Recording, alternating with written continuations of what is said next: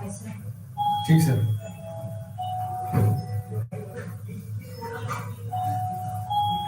अभी वेट करेंगे।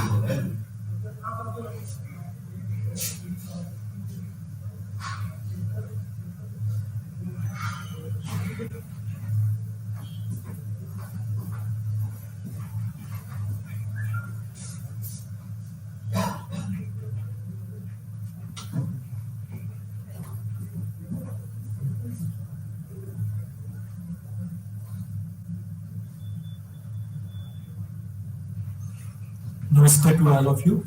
This is Sanjay Kumar Sinha.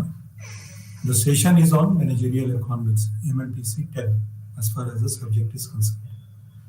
So we will begin with the economics, and then we will try to understand what the role a manager has to play with the help of economics for his firms.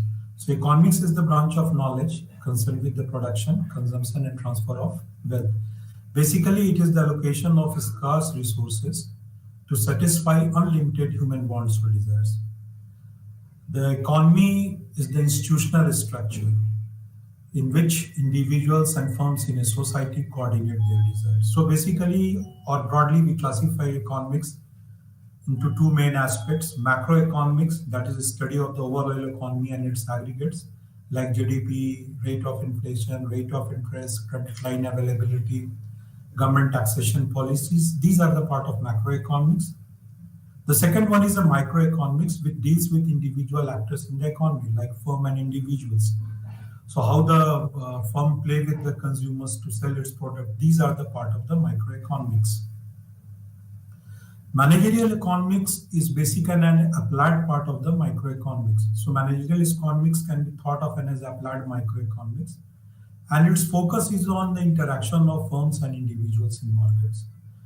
The focus of managerial economics is on how the firm reacts to changes in the economic environment in which it operates, and how it predicts and devises the best possible strategies to achieve the objective that underlies existence. So every firm comes with an objective. It has to sell a product, it has to service the customers. So whatever be the area of the firm, it has to interact with the customers, and these interactions play an important role. So the managerial economics decides how this firm reacts to the changes in the economic environment in which it operates with the customer. And fundamental nature of managerial economics is coordination, an activity or an ongoing process, a purposive process, an art of getting things done by other people. So these are the fundamental nature of managerial economics.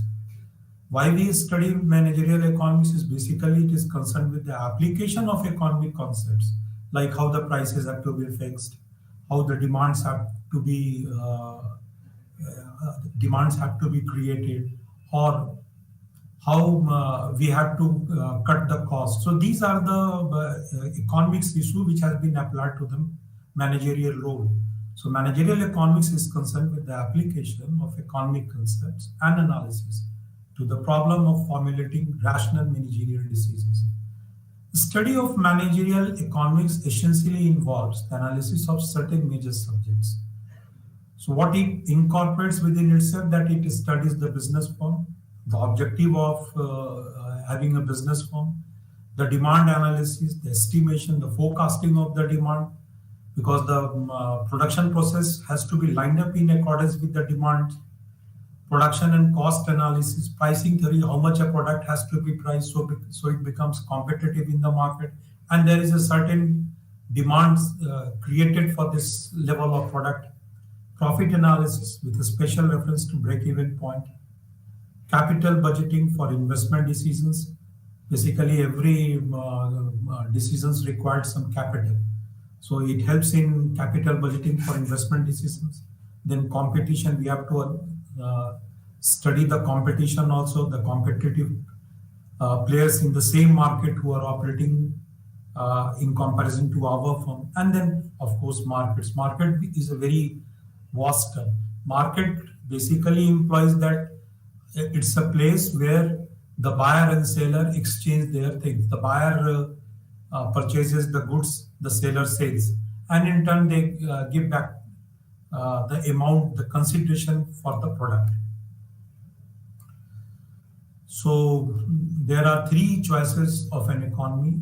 The unlimited choice and limited resources create a scarcity situation. So once a scarcity is there, the first question comes is what to produce. The second question comes is how to produce. And third, for whom to produce. So what to produce is basically what type of products we are thinking of going forward with. How to produce is the entire process of production. It entails the sourcing of raw materials, it entails the skilled manpower. So everything combined is how to produce. Logistics, infrastructure, everything combines. And for whom to produce is what type of customers we hope that our firm will cater to it. And there are three ways to achieve. The one is the market mechanism, that our entire product is offloaded in the market and the market buys it. So this is basically a market mechanism where the market determines the price of the product, the demands of the product. The second is government, because there are certain sectors where the government interference is required, like what we have seen in this COVID time, that the government, in order to create the purchasing for power, has directly transferred the money to the poor section of the society, so that a demand is created for the product. So this is how the government interferes. And third is the combination of both, means the market as well as the government both combines to make this system works. So what are the major types of market failure? It is monopoly, because market doesn't mean that a firm or a company has to be in a monopoly situation. So monopoly is one challenge for the market. Another is public goods. The third is externalities, and fourth is information. There are four groups of problems in decision making and forward planning. So resource allocation, how we allocate our resources, is one group of problem. Inventory and queuing problem, how the inventory has to be managed or how the queuing problem has to be tackled. Then the pricing problem is there. What level of pricing should our product be on, so that its marketability becomes easy, so that the sales can be pushed. An investment problem, how much money that we have to put for establishing our firm. So these are the four groups of problems in decision making and forward planning, which we study as a student of managerial economics. Then the next portion is relationship of managerial economics with other disciplines. So how managerial economics is related with other disciplines? It's a microeconomic theory. It is related with microeconomic theory because it is in relation with the economic environment in which firm and individuals play a role. It is also related to the macroeconomic theory, because if we know that a certain section there is a tax rebate on a certain group of activities, economic activities, like for purchasing a flat, the government has introduced a tax rebate if you pay the amount through EMI. So that creates a demand for the reality sector. So then we have an operation research where we study the model, theory of decision making based on macro and micro analysis, partial and general equilibrium. So partial and general equilibrium means that suppose the demand is influenced by a lot of factors. That is the price of the products, taste and preferences of the customers. Then the demand is affected by income of the people. So keeping one thing as a point to study and other things constant, this is how we studied the entire situation. Then we have a static and dynamic analysis, positive and normative analysis, statistics, of course. We have to study the probability, we have to study the sampling, we have to study the correlations. So these are the points where we got to know how one variable influences other variable. We have to study the regression also, because regression will give us a basically formula to study how an independent variable affects the dependent variable, like how the price of the products affects the quantity of its demand. So these things are studied through the regression model, linear regression model. So this is how statistics is used. And then management theory and accounting, how we go about the accounting process and what is the management theory of it. So the characteristics of decision making is we have a management decisions problem, then we take into account the economic theory and then manage mathematical economics. Together we apply this on managerial economics. So application of economic theory and decision tools to solve managerial decision problems will give us an optimal solution to managerial decision problems. So we have a problem, then we have a knowledge. We have a knowledge of the set of economic factors. We have the knowledge of the economics, mathematical economics, and together with this, we try to solve the uh, decision. We take a decision or we try to solve the problems of management. And whatever outcomes comes is an optimal solution. So this the first ingredient of book one is over. Now we move to the second one. So the second is unit two is the firm stakeholders, objectives, and decision issues. So what are in the input in a firm? The input are basically two. Broadly, we can classify input into many categories. Like the raw material is also an input, the labor is an input, the transportation is an input, till the product reaches the final point of sale.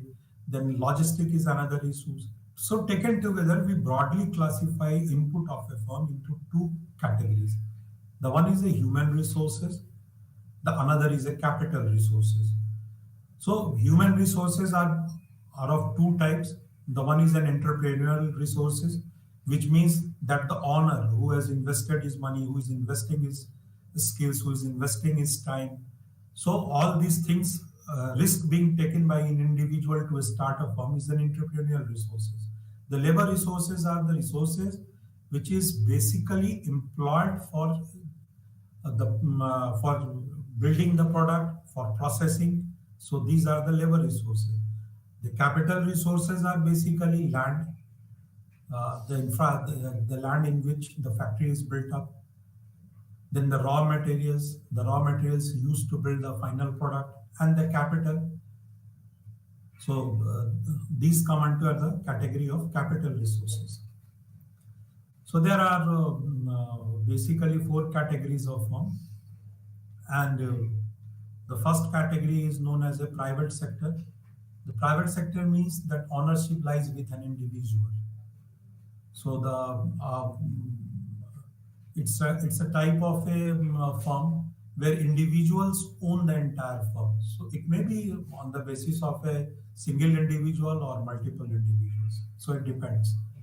Public sector is basically a government oriented company where the government invests or builds or creates a company for a particular purpose. Like ONGC is a public sector, HPCL is a public sector, BPCL is a public sector. Many of the banks are into the public sector. The joint sector is another category where the public and the private partnerships are there. So many of the sectors, even if you look at the banks have ownership being divided into two parts. The government owns some part of the ownership, and the rest part is owned by the individuals, either in the form of share or in the form of institutional sales. And then there is a non-profit organization. So a non-profit organization's basic purpose is to do a duty assigned to it, but not keeping in mind the profit as a motive. Other sectors have a profit as a motive. The number of owners, based on number of owners, we have proprietorship, that is a single individual owner. Partnership, where two and more individuals combine together to form a firm, is a partnership. And the corporation, where is in fact a big board of directors is there, a big form of managing the company is there. So these are known as the corporations. So interdependence of consumer and firms. So from product market, we move on to goods and services to the firms. And the goods and services to the firms factor into the market, and it goes to the consumer. And from consumer, again, the goods and services come. So the consumer and firms are in both way related to each other. The consumer provides the skilled manpower to the firm and absorbs the product of the firm. The firm, in a way, helps the customer to get income by employing them into the firm's activities like direct employment or in other allied activities, and they sell the product to satisfy the customer needs. So there is a interdependence of consumers and firms. So the process goes like this: the product market, then we have a firm, then we have a factor market, and finally the consumer. Again, it recycle in the same way. So, what is the important objectives of the firm other than profit maximization? See, the firm's basic objective is profit maximization. But not every firm can become profitable from the day one in which it gets incorporated. So, there is a time limit for every firm to grow, to come to a level where it generates profits. So, if we look at the examples, a life insurance sector takes 7 to 8 years to come into a profit, whereas a product-based company can hardly come into 2 to 3 years. Will take 2 to 3 years to come into profit. So, the profit is of course the ultimate objective of a firm, but there are certain other objectives also which are being taken care. The first is the maximization of sales revenue. The maximization of sales revenue uh, is basically focused on selling more. So, creating demand and selling more. The moment that we sell more, not on the basis of a loss, but the moment we increase the sales, our revenue parts increase. And with the volume, ultimately our profit comes. Then, maximization of firm's growth rate. In many firms, the initial focus is on the growth. Basically, for a startups or a firm with say 2 to 3 years, even long run firms also, which has run for say 15 years, 20 years, growth is one of the primary objective of a firm. So maximization of firm's growth rate is also one of the important objective. Then maximization of manager's own utility or satisfaction. A manager's basic focus lies on his incentive or his salary or his upgradation.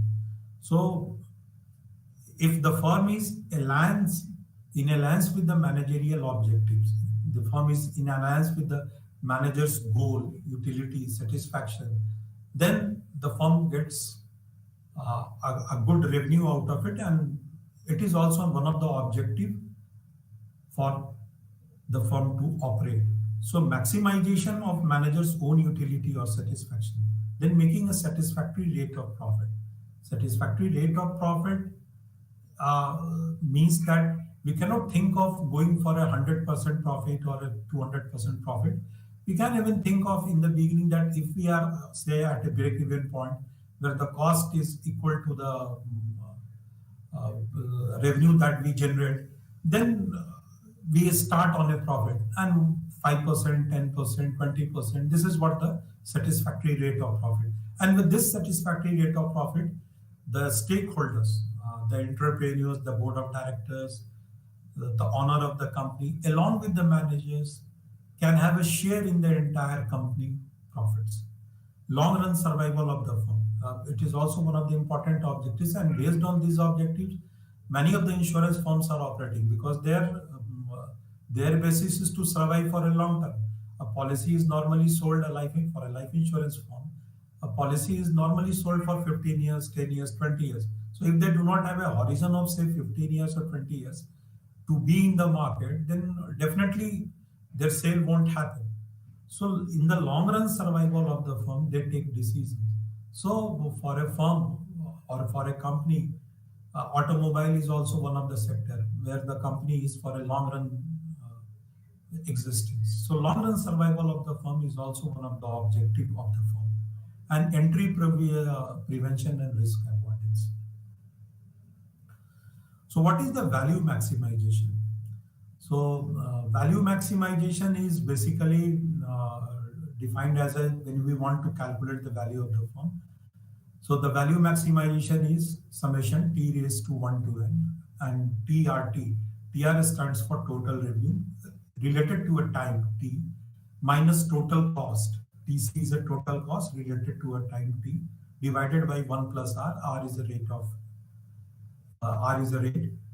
to the whole to the power t. Again, the t stands for a time. So this is how the value of the firm is calculated.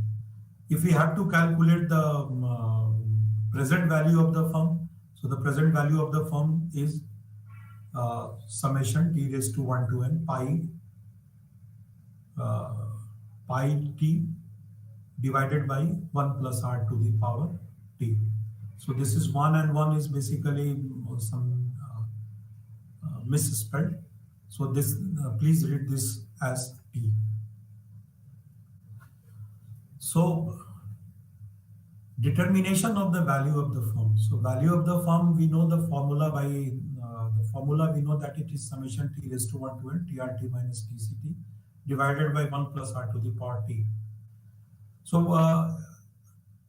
what TR stands for and what R stands for? The R is basically the riskiness of the firm, the conditions in the capital market. So basically every firm comes with a sort of risk. So the riskiness is what the R decides. The value of TR is dependent upon demand and forecasting, pricing of the product, and the new product development. The revenue can only be increased if there is a demand. The revenue is dependent upon the price of the product, and the revenue is also dependent if we go on producing new type of products, because a new product will cater a new customer. The value of TC depends on production techniques. TCA stands for total cost. So the total cost is dependent upon production techniques, the cost functions, the process development. So the production techniques, you have to study how the material management comes and helps you in solving those production areas also. The cost functions will help you to decide how much the cost has to be incurred in operating a firm and how we can minimize the cost not disturbing the production function and process development. Then the firm's constraints are resource constraint. Every firm cannot come with a bunch of money and can start and spend anything like that, because every firm has a limited resources. So with the limited resources, there comes the resource constraint. It remains in the term of capital also, it remains in the term of human also. You might have the money to build a firm, but you may not have the best employed, the best possible persons who can be employed to generate the product, because the skill is also one of the issue we have to handle. Then there is a legal constraint. A lot of areas the government has the licensing process. There are also some legal constraints that one has to abide. You cannot have a chemical factory coming at any place. You have to go beyond the town to establish a chemical factory. You cannot start polluting the environment also. So there are legal constraint also. Then there is a moral constraint. Moral constraint means that you cannot start a company which basically works on something which doesn't work on our morals. Like we cannot have a company for pickpocketing. So these type of things cannot be worked on. So everything has to be in a socially acceptable morality norms. And then there is a contractual constraints. Contractual constraints mean when two parties come into a contract, then there is a legal binding obligations on both the parties. So for both the parties, there is a contractual constraint working for it. So decision making under these constraints with optimal results is a fundamental part of managerial economics. So now a person who has into this managerial economics, he understands how the resources constraints have to be handled, how the legal constraints have to be taken care of. Moral constraints must be there to enforce. You cannot start asking your employees to do something illegal. One cannot, even when the profit is very high for a cocaine factory, you cannot start a cocaine factory. So that is how the moral constraint has to be established. And then there is a contractual constraint.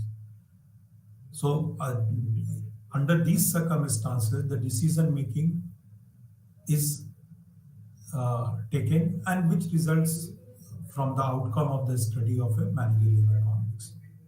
So the managerial economics help you to understand the problem and then suggest the best possible solution in these constraint situations. Then what is the equimarginal principle? Equimarginal principles, our definition goes, says that different courses of action should be pursued up to the point where all the courses provide equal marginal benefit per unit of cost. So one has to pursue the action till he finds that there is an equal marginal benefit per unit of cost. So this equimarginal principle is applicable in the managerial economics. Then there is a second principle which is known as a discounting principle. Discounting means if a decision affects cost and revenues in long run, all these costs and revenues must be discounted. So taken, suppose we are running a factory for say 10 years, and we know that after 8 years, the break-even point comes. So for full 8 years, we have to spend the money, and the money that we spend will come in second year, third year. So it's all future investments for us. So now if we want to calculate the value of the firm, we have to take the discounted value of the money that we invest in the coming years. So here the discounting principle comes. So according to this principle, if a decision affects cost and revenues in long run, all those costs and revenues must be discounted to present values before valid comparison of alternatives is possible. This is essential because a rupee worth of money at a future date is not worth a rupee today. So that is what the logic says, that whatever you invest, say 10 lakhs after 5 years, will not have the same worth which the 10 lakhs has right now. And then there is a opportunity cost principle.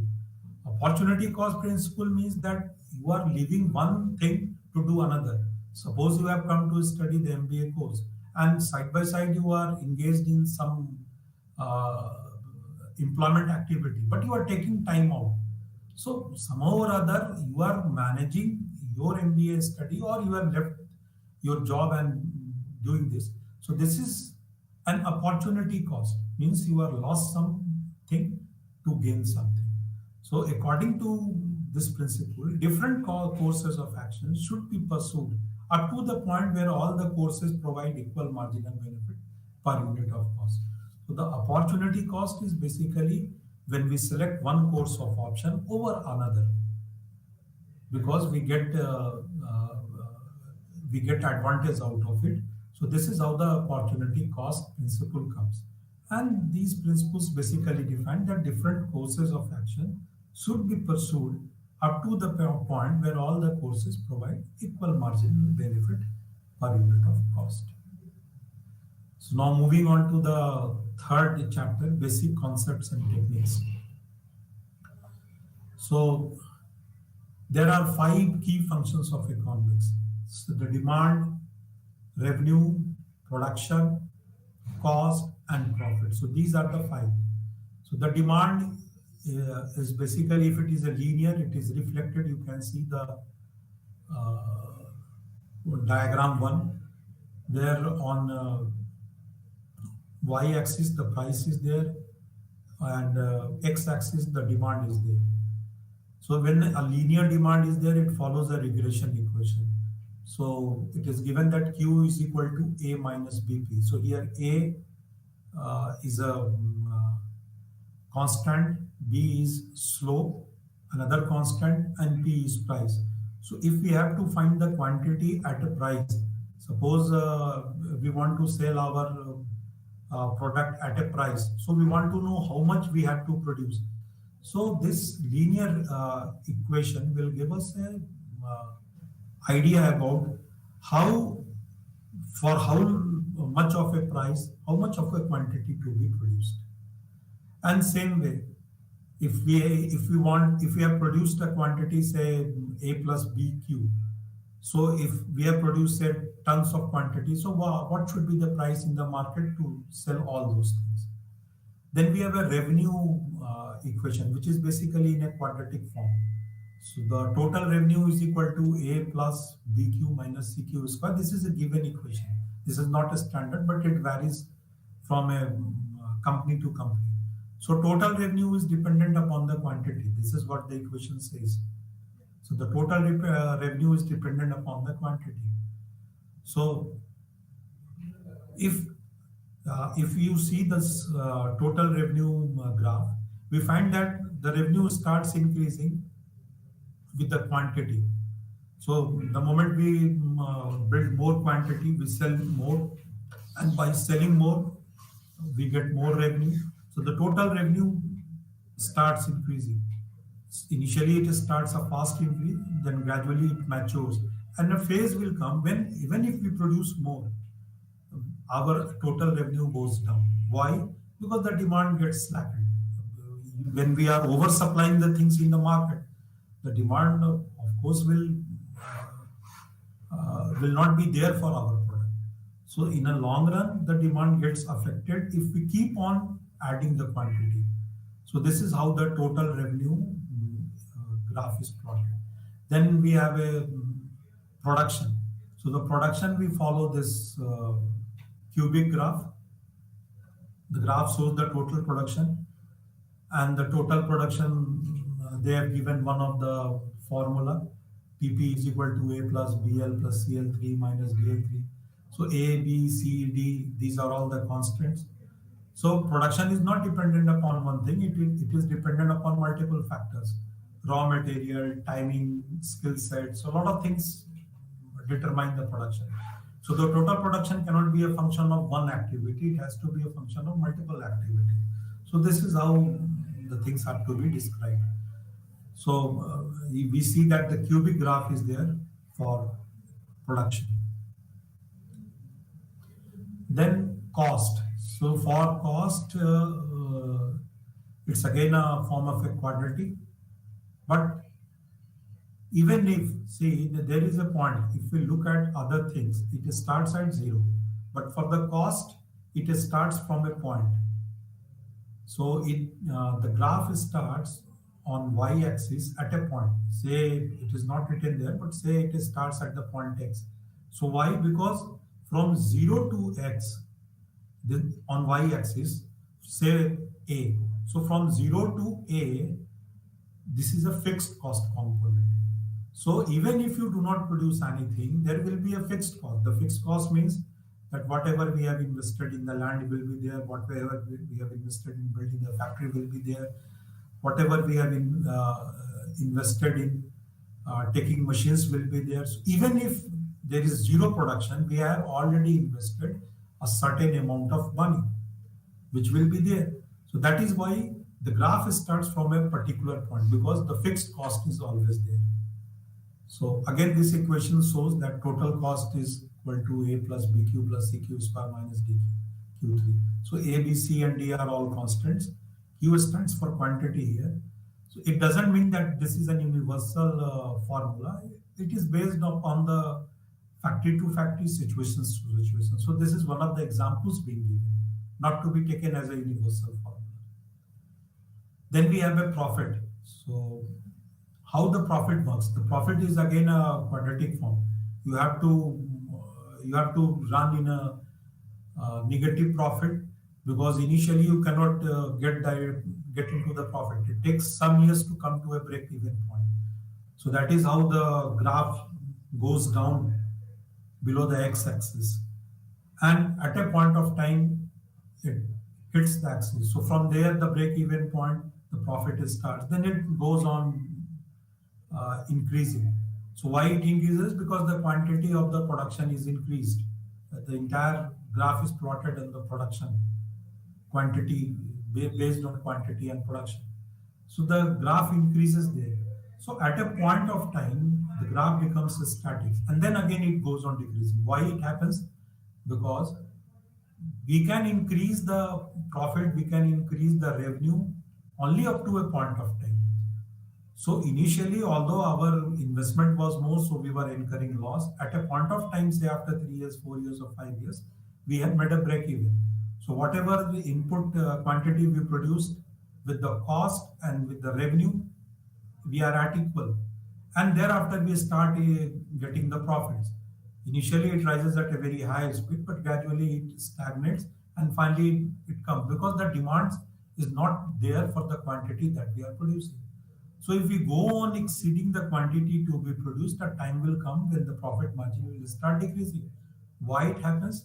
Because the total revenue also starts decreasing. If we look at the previous chart, the previous chart says that the total revenue also gets down when too much of a quantity is produced because the relevant demand is not there. In the same way, if our total revenue goes down, our profit also goes down. Then we have to understand these are the concepts. So basically, you have to understand it through the formula or through the graph. The slope in mathematical use is concept of marginalism in economic use. If y is equal to fx, dy by dx stands for change in y as a result of 1 unit change in x.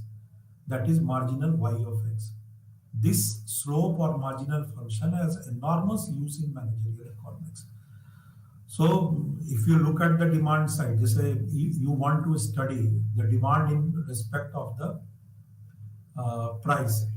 So we all know that demand is inversely related to the price of the product. If the price of the product goes down, the demand increases. If the price of the product goes up, the demand decreases. This is a basic law of demand. But it's not exactly like it varies just because of the price. It varies from many other factors also. But since we have kept other factors constant and we are studying in respect of price, so we can say that what is the effect of a change in price which results in a change in quantity demanded. So this unit change in price, and because of which there is a unit change in quantity demanded, this is what we have to study to the differential. So dq by dp means marginal demand of price. So for a change in price, what will be the change in quantity can be defined as a dq by dp. Same way ds by da is change in sales because of the change in advertisement is what is ds by da. dr by dq is marginal revenue of output. Marginal revenue of output in respect of quantity. So how the revenue increases if we increase the output, if we increase the quantity. So if there is a change in quantity, what will be the change in the revenue? This is going to be studied as a dr by dq. So this is known as a marginal revenue of output. And dc by dq is a cost in relation with quantity. If we change the quantity, say last time we met say 5 tons of cement, and this time we are making say 6 tons of the cement. So there is a variation of 1 ton. So based on this, what is the cost variation? If we study that cost variation, because we have changed the quantity of the cement that we produced in our factory. So if we study the cost in respect with the quantity that we are producing, this is known as a marginal cost of output. So when C is equal to CQ. So basically, if you study the demand analysis, in respect to price, in respect to income, in respect to competitive goods, or in respect to complementary goods. So you have to go through these all things. Even the point elasticity is defined through the differential. So these are the basic concepts and that you have to understand. The major point is also to be explained here is that quantity comes in terms of tons. The price comes in terms of money, I mean rupees or dollar, whatever it is. So we cannot have a quantity versus dollar. So what we do, we change the price and simultaneously we study the quantity. So since there is a change in price in respect to price, so it works as a unit. Same way, when the quantity is studied in respect of quantity, it comes in the form of a unit. So how much 1 unit of price will affect a quantity is what we study through dq by dp. I hope I made an enormous presentation on this, and I hope it will be part clear to you. Since it has some mathematical notions, that is why I thought it fit to describe in a detail. Then we have a optimization concept. There is a first order and there is a second order. So what that means, if you differentiate the cost in respect to price, the first differentiation, which is known as a first order differentiation, will be equal to zero. That is the optimization concept. So dy by dx will be equal to zero. And the second order, again, further if you do the differentiation, further, after dy by dx, again you go for a second differentiation. This is known as a second order. And the second order, if it is less than 0, means it has to be minus. So if it is less than 0, then the optimization is maximum. So conditions, first order conditions are there, necessary conditions. So dy by dx has to be 0 and unconstant. Second order condition is sufficient conditions. d2y by dx square has to be less than 0. So this is the optimization concept which one has to remember, because suppose in an example we have been given a regression formula that a quantity Q is equal to 100 minus 4P. And for a particular price, how much the quantity has to be produced. Suppose the equation is not in the form of a linear. If it is in the form of a linear, then first order is applicable. If it is in the form of a quadratic, what does that mean? That means that quantity is equal to 100 minus 4p square plus 2p. So if it is given in the form of a quadratic equation, then definitely we have to go for the second order differentiation. So through second order differentiation, we come to the maximization portion. Then regression analysis. Regression is basically, I can say that regression is basically mathematical connotation, and it is used in statistics, where we study between the relationship between two variables. The one is independent. Independent means it varies on its own. The second is dependent, which means that it varies because of the independent variable. So if we try to find out the relationship between two set of variables where one is independent, another one is dependent, through a formula, it may be a linear equation, it may be a quadratic equation, it may be a cubic equation. So the relationship might be having different type of equations, linear or quadratic or cubic, but the relationship can be defined through an equation is what the regression says. And in fact, the regression is not used only in the business statistics. It is widely used in the managerial issues also, because through regression we come to know the relationship between the two variables, how the independent variable affects the dependent variable. Suppose x is an independent variable and y is a dependent variable.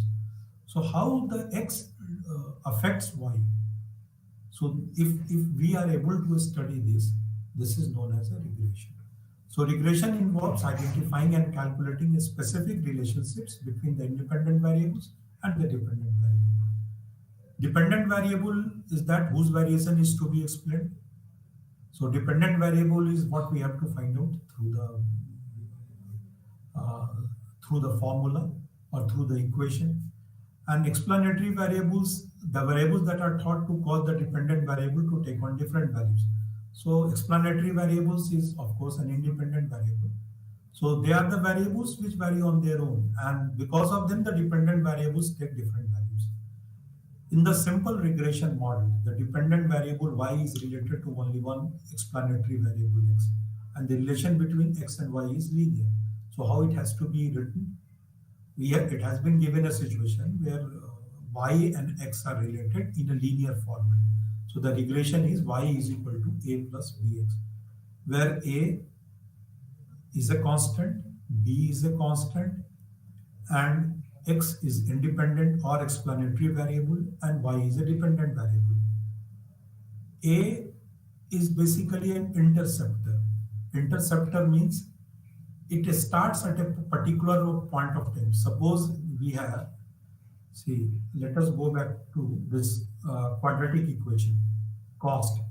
So the point at which the total cost curve starts, this is known as an interceptor, at which point it starts. So A is known as an interceptor, B is the slope of the curve, and X and Y are both variables. Intercept parameter, the parameter that gives the value of Y at the point where the regression line crosses the Y axis. So that is what I tried to explain. Let us again go back to the same graph and see. So this is the total cost graph. The total cost graph starts on axis Y, which is reflected here through P, at a particular point of. So this point where it starts is known as an interceptor. Slope parameter is slope of the regression line. So B is equal to delta Y by delta X, or the change in Y associated with a one change, unit change in X. Y and X are linearly related in a regression model. The effect of change in X on the value of Y is constant. A 1 unit change in X causes Y to change by a constant B units. Here comes the most important thing. What is the role of a managerial economics? You have gone through some of the basic concepts that we have started. The first thing is that what is economics and how the microeconomics affect the managerial decision of a firm. And then we try to study how the managerial economics does the thing. So through managerial economics, we come to know that it is an interplay of economic environment between firm and individual,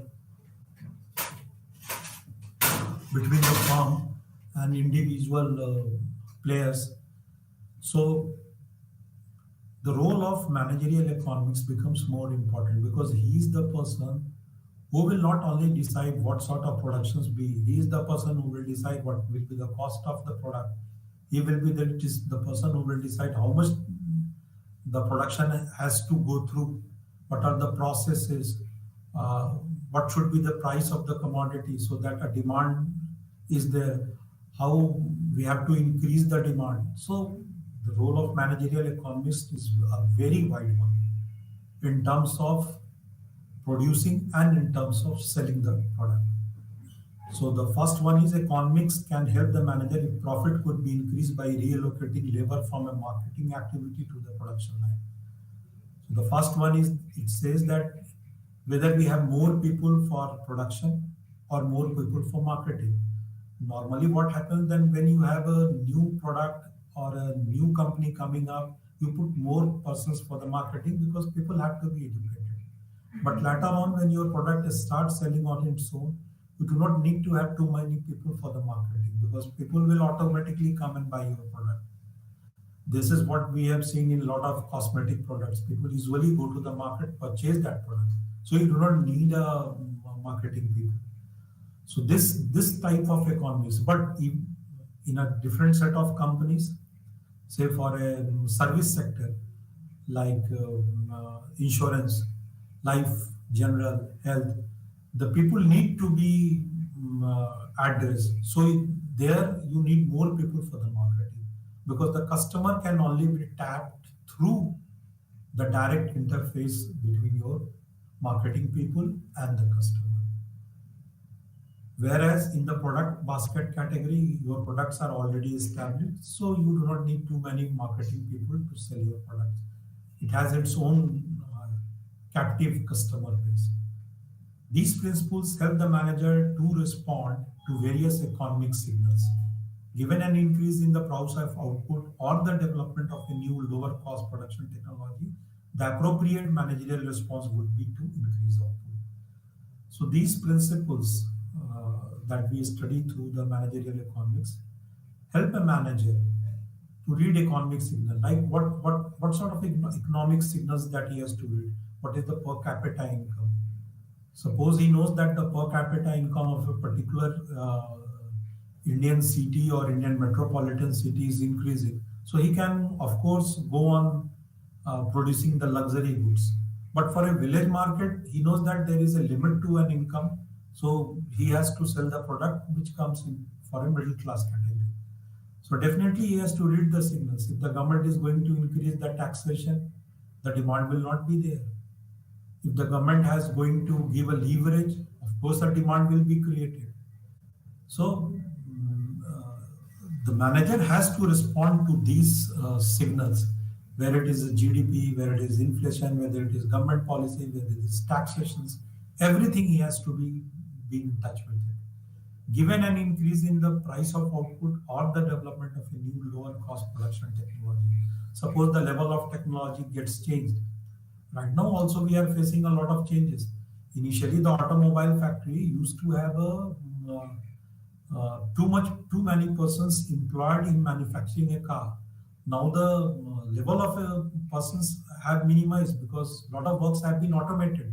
The robots are doing the things, and they are doing it much better than what the human can do. So the level of precision, the level of accuracy by a robot is very much more in comparison with a human. So this is how the level of technology gets, and many a times the processes gets changed also. So he has to be aware about what is the production technology available, and he has to be aware how he has to respond to these things. If he has to increase his market penetration area, definitely uh, he has to take an appropriate managerial responses for the market. So through the role of managerial economics, we expect that this part this part is over, because we have ended this managerial economics block 1, block 1 with 3 chapters: unit 1, unit 2, and unit 3. So then we have to go to the block 2 chapter, that is the demand analysis. So once uh,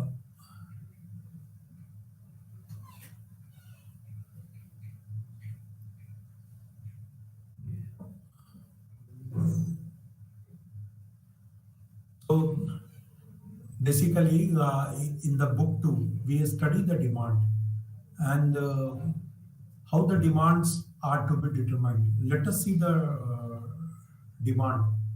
The demand linear is given. So let us talk about the book 2 also. So the what are the determinants of demand? How a demand is to be assessed? The demand is basically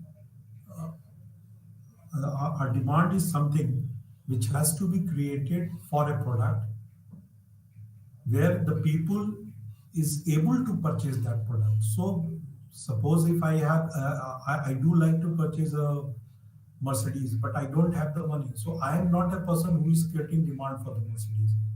So if I am affordable, if my pocket supports me for an affordability, then I will go and purchase it. Then it creates a demand for a car.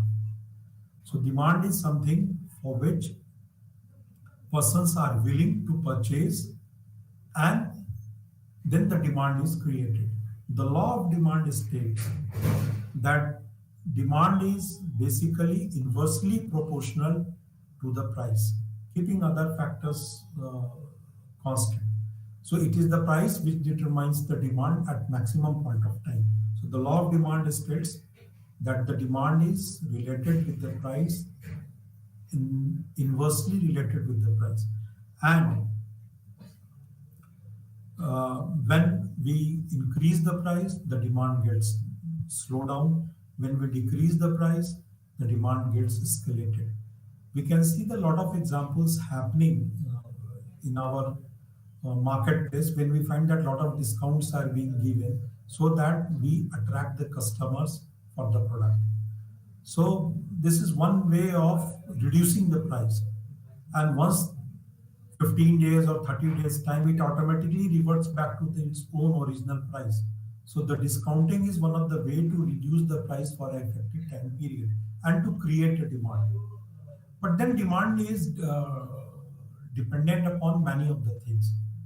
It is not only dependent upon the price, it is dependent on the price of the product, it is dependent upon the price of the complementary products, it is dependent upon the price of the substituting products, it is dependent upon the price, it is dependent upon the income of the consumer, it is dependent upon the taste of the consumer, it is dependent upon the uh, it is dependent upon the taste of the consumer, income of the consumer, preferences of the consumer.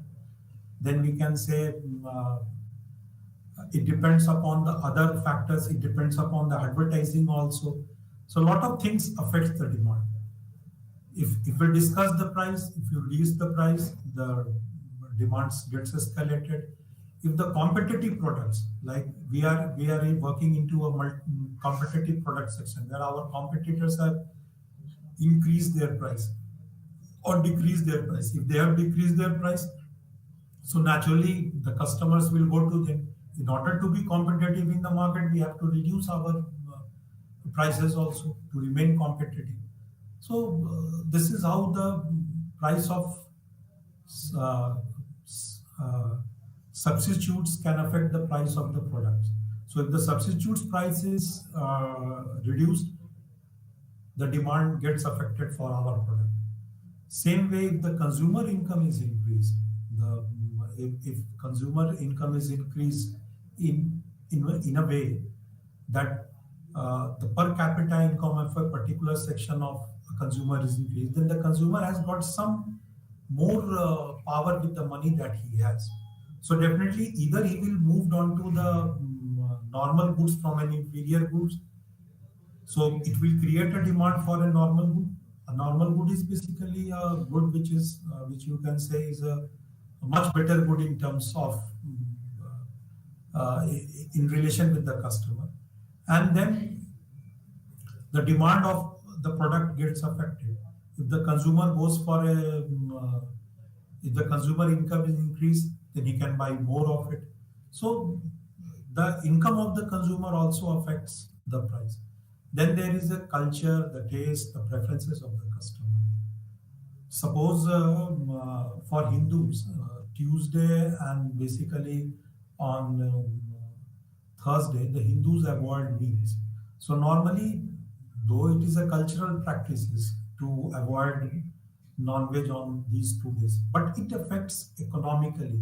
So Tuesdays and Thursdays, you will find that many of the shops who are selling these things, like non-veg products, will be less offering on their shelf. Why? Because the demand is less. So the demand gets affected because of the culture. Same way, the taste and preferences also gets enhanced. The tastes and preferences also play an important role. Uh, so keeping in mind these things, the demand gets affected. Then we have advertising. So advertisings are basically of two types. The one is an informational advertising and the another one is a transformational advertising. So informational advertising means that during advertising you will be given all sort of informations about the product. And transformational advertising is that it it shows that the moment you own a product, you feel that your extra things have been justified. So you have a different type of aura when you consume a product. So it's like a transformational advertising, where owning a product will give you an added advantage or an added weightage to your personality. That is why a lot of products are now based on transformation. So advertising also increases the demand of your product. Many a times, what we have learned or what we have known is through advertising only. Even if you go by a research report, it says that 50% of the advertisement or the knowledge about the product comes from the media channel. So the media is more important in selling the idea of a product to the customer, the idea to own the product or the idea to sell the product. So this is how the advertising has an effect. Then uh, uh, we, uh, Then we have another factor called other miscellaneous factor. That is, suppose the demand all of a sudden because of demographic changes. So, namaste, thanks a lot. We will keep doing in our next session. अच्छा ये बहुत